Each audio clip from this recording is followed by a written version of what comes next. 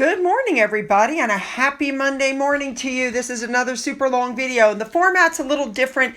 Yes, the Harry Meghan stuff is at the end, but there's also some Harry Meghan stuff in the middle. It was unavoidable. So once again, there's a lot. Let's just jump in and cover it, shall we? Let's go. We're going to start off with Prince William, who welcomed Palestinian Red Crescent Society aid workers to Kensington Palace a couple of days ago. He's trying to keep a focus on the humanitarian crisis that is unfolding in the Middle East, and a Kensington Palace spokesman confirmed that he continues to follow the situation. And sticking with William, he had recently gone to visit Bournemouth and Poole College, and as he was leaving and his window was down, this was yelled at him. Oh, well, I never liked Harry, the ginger.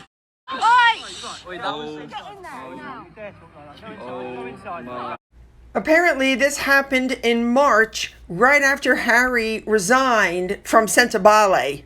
So, listen, people don't like the man. They have the right not to like the man, and they're just giving support to William.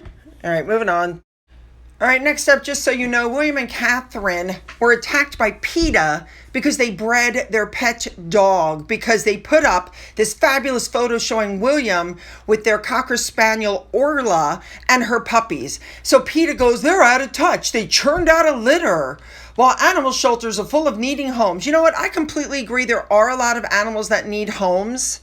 It's not like William and Catherine are backyard breeders and their dog churns out, 50 litters before they finally dump it somewhere, which is what a lot of people do. They bred the dog one time. They're keeping one of the 3 puppies, and the other 2 they'll find good homes for. They're saying that the 2 of them should have done what the king and queen did and adopted an animal from the shelter.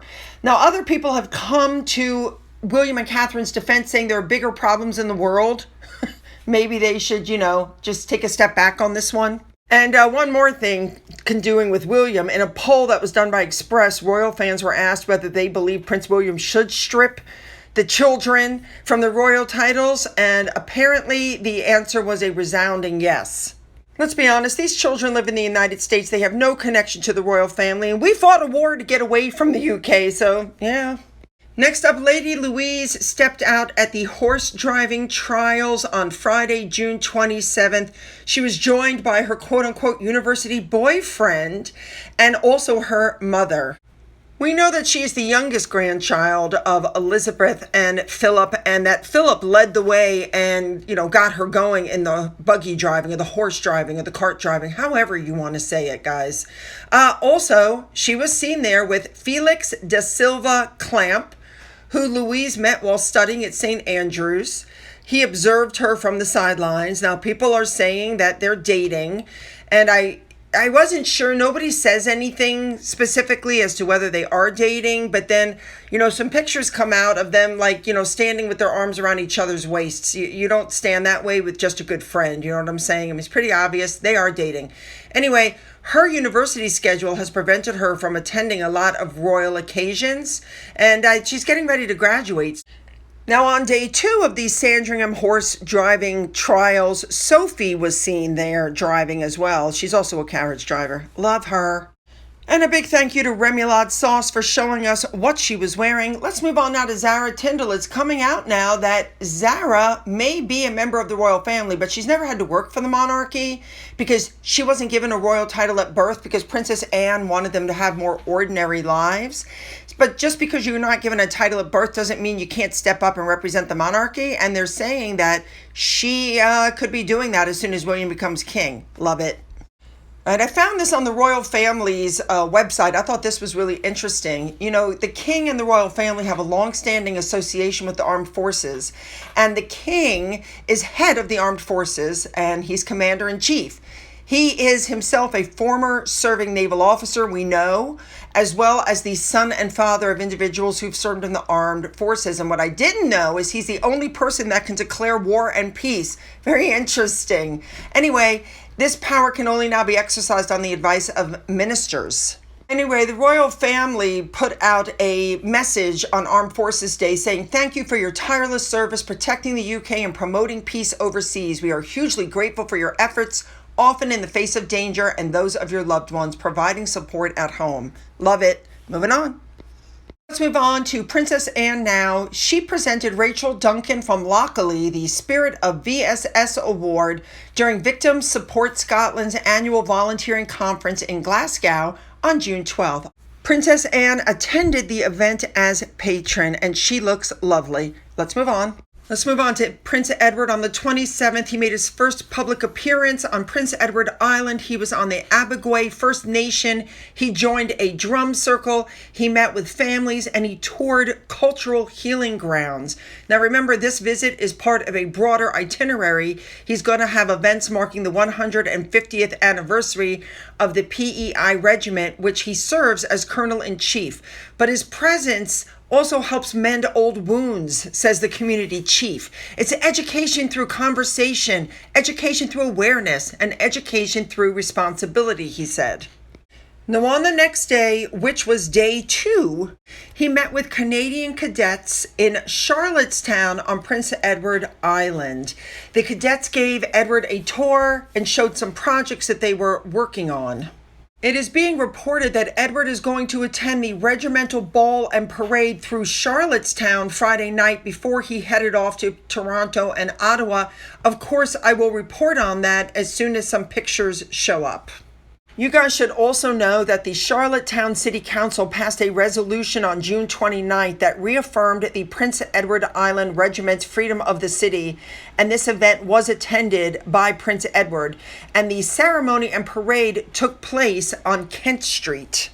Edward is being praised for being hardworking and down to earth. So let's not forget that on the 26th, he started his visit at Charlottetown. He attended the Atlantic Canadian Education Forum at the Shaw Building. He went to the luncheon for young people held by the Lieutenant Governor of Prince Edward Island. He's been very busy. Then he went to the First Nation, and then he attended dinner at the Government House. I'm going to try to keep it up, you guys. Let's move on. Really quickly, I just want to say that King Charles has apparently got his funeral plans in place, and he factored in Meghan, Harry, and their children. He's like, I want Harry to take his rightful place at the center of the family. And he's like, this is probably the last chance that there's going to be family harmony, because I'm pretty sure before they even leave the country, William will have stripped the titles from the kids. Next up, I've touched on this kid before, but we're going to do it again. He is the son of Norway's crown princess. He is the stepson of Crown Prince Haakon. Remember, this woman had him already when she got married. He has been charged with double-digit numbers of victims that he has apparently assaulted. And I've told you guys before that he's been previously arrested. He's been under scrutiny since he was arrested multiple times in 2024 on the same allegations, and also charges of bodily harm and criminal damage. Apparently, he likes to beat up his girlfriends. Oslo police said that they have carried out a thorough investigation. They have a large number of witness interviews, several searches, and a review of extensive digital material. They're saying that the Royal House of Norway will not put out a statement, but the Royal House of Norway did say the case was proceeding through the legal system and it had nothing to offer. Let's move on to our Harry Meghan stuff. You have this woman, Micah Paris. She is apparently a soul singer, a TV presenter, and an actress, named as one of Great Black Britons. However, she says she's appalled by Meghan's behavior. She's very saddened by Meghan's accusations of racism against unnamed members of the royal family. In her interview with Oprah, she said, I've met Harry. He's a lovely guy. I've never met Meghan, but I don't agree with her that the family is racist, not from what I've experienced. I don't know if it's helpful to call out people you think are racist. You're perpetuating the hate. Let it go, Meghan. All right, next up, I just wanted to touch on this. On June 26th, Radar Online is claiming that Harry left America due to fear over his children's safety, and that he admitted he's made a huge mistake after ditching his family in the United Kingdom and moving to California. They're saying that while his family back home in London was attending Trooping the Color, he was home in California watching everything on the TV, and he became very upset. All right, next up, knowing the narcissist did this video. Watch this.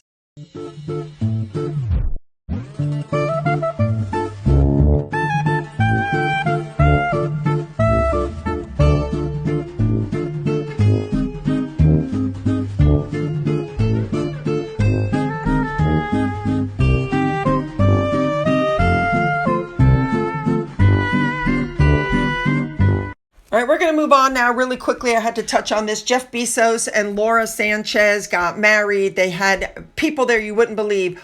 All the Kardashians were there, like all of them. You had Usher, you had Tom Brady, you had Orlando Bloom, you had Leonardo DiCaprio, Ellie Goulding, the top A-list of the A-list. Ellie Goulding was there. Ivanka Trump and her husband were there. You even had Oprah and Gayle King there, as well as some royalty, some real royalty. But you know who wasn't there? Harry and Meghan. What's being said is if it had been 5 years ago, they would have been. And Meghan wants people to believe, including this blind item, that they were. We know that they've met Harry before. We know that they've been in the same venue before. But what does that tell you? They're not hanging out with Harry and Meghan. They're not friendly with Harry and Meghan. Link Lauren said this. Oh my God. Believe it. All right, next up, Prince William gave a gentleman named Vaco van Gaas an Order of the British Empire on Wednesday, June 25th for his services to cycling. Apparently, he's a friend of Harry's. Okay, what does that got to do with him? Just because he's friends with Harry's, he shouldn't be given honors? Come on. All right, here we go, the wine. And people are saying that Meghan is going to have a make or break test. Either it's going to sell out quickly or it's not. Now, let me remind you guys that Think Beautiful found the metadata showing that somebody else was coming up with the tea and the flower sprinkles. And somebody else came up with the information about the crepe. So I decided to go and try to find information on the wine. And what you're looking at now is me. I did I guess you call it a screenshot. I taped while I was looking and I found this information. And so I'm putting this up, or I put this up on Twitter to show everybody where it came from in case they wanted to go and look up the information for themselves. So this is what I found when I looked up the information. This is the beginning of it. Anyway, here's the whole point about the bottles. The label, as you can see, says it's vinted and bottled by As Ever in Kenwood, California. It also says Napa Valley on the front. Do you guys see that? Well, when you're looking at their registry paperwork, it says that the brand name is As Ever. Their label has been approved. But if you look at the bottom where it says Plant Registry, it says it's coming from the Kunde family winery, that it's owned by Adair Kunde in Kenwood, California. So once again, she's up-labeling. You can also see it says bottled in Kenwood, California, which is what her label says. Now, in the meantime, an article came out saying that the place where the wine is actually being done is a California winery that does wine for Barry Manilow, John Wayne, and even for the Western television series Yellowstone. And it's called Fairwinds, which is 75 miles north of San Francisco and a 6-hour drive from Montecito. You're also claiming she chose it because it was almost destroyed by a fire 5 years ago and she wanted to show support. What they're claiming is that every time she had friends over, she would test different blends and give notes back to the winemaker. It needed more of this or less than that, therefore it's custom made. And she was instrumental in every aspect, right down to the labeling with her, supposed calligraphy on it. Fairwinds sells their bottles of wine for $36 each. It'll be interesting to see what Meghan tries to sell hers for. And a lot of people are really discussing the fact that Meghan is releasing this wine on the day that her mother-in-law was killed by a drunk driver. How tone deaf it is. What's really interesting is that in that fire that happened, they've now said that they're not growing grapes there at this site. Instead, they buy grapes from other vineyards in Napa Valley, along with another acreage that they have in Napa Valley. So they're probably using pesticides. I won't be buying any. So what's happening is Fairwinds is behind it, but it's being bottled and distributed by Kunde. Thank you to Remoulade Sauce. And a big thank you to Nancy Sidley for pointing out that on their Instagram account for the winery, they're getting killed. You see, they're hiding some of the comments. Now, moving on, Meghan, of course, had to start putting up pictures on her 2 Instagrams that are, again, they make no sense. It's just, look at my fabulous life. Look what a wonderful life I'm having, you guys. Now, people noticed that she was wearing micro shorts and a plunging shirt. As usual, she's got it buttoned down low to try to show up with a little bit of cleavage she has. But I couldn't help but notice some problems. First of all, look at her finger. What the hell? Second of all, notice there's no steps behind her. Going out, yes. Coming back, no. And number 3, look at the shadow on the sand. There's something wrong here. Then the other picture that she put up is her supposedly picking fresh fruit to eat. Okay, couple of issues here as well. Number 1, that's not attached to the tree, and look at the color of it compared to the color of the other fruit on the tree. So I think she just stood there and put her hand up. It also looks to me like she's holding the fruit upside down. Number 2, she's wearing how many dollars worth of jewelry? And notice the M on her hat, just in case it gets confused with Harry's. Let's move on. Let's move on to Harry now. Don't forget that he appeared unexpectedly at the Nexus Global Summit on June 27th. Well, I'm saying it was unexpected because there is a list on their website of speakers, and Harry was not listed there. You can go to the website and take a look for yourself. He was nowhere to be found on that website. And I want to thank the office of CB. She has a recording because Harry started with his word salad. The longer we're on planet Earth, so much of these problems are created without them. We need to let them speak. So I'm just going to give you a little sample of what he said. The longer that we are on planet Earth, the more experience we have. But also the longer we've been on planet Earth, the more we've been exposed to. So much of these problems are being created without them. Future.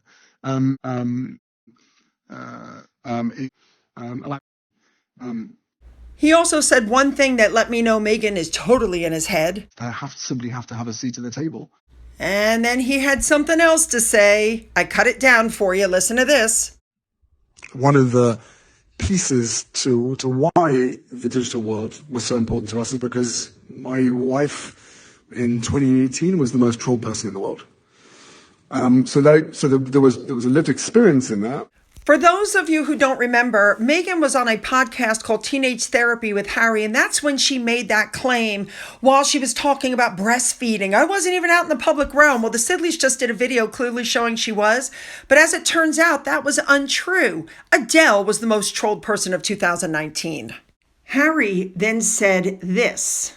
Because some people are proving that it's easier to get to the top by, lying. My wife said to me very early on in our relationship, if you live your life by truth, it's the most efficient way to live. And I'm sharing this with you. So yes, we will continue to live our life by truth, and we will continue to stand up for what we believe in. Harry is living his life by his truth, by Meghan's truth, not by the truth. And Harry then took some swipes at his family. When you are in a position similar to mine, if you do speak up, that the people in those positions of power, in the media, whatever, that criticize you, thinking that they're going to silence you, clearly don't realize that the importance of the fact that if they do try to criticize you and silence you, there is a need and a desire to continue to speak more. If I were the royal family, I would be taking that statement as a threat. He's obviously not going to stop his attacks. Oh, I definitely want your comments on this. Make them good, you guys. You know I'm reading them. Then go down into the description box after you've hit like and subscribe, where you'll find the links to my Twitter, Gettr, Rumble, email, a link to my Amazon wishlist, a link to my father's book, which is still up for sale on Amazon, and a link to my second channel, as well as a physical address. For those of you who've donated to my coffee fund, thank you so much. And as always, you guys, have a great day.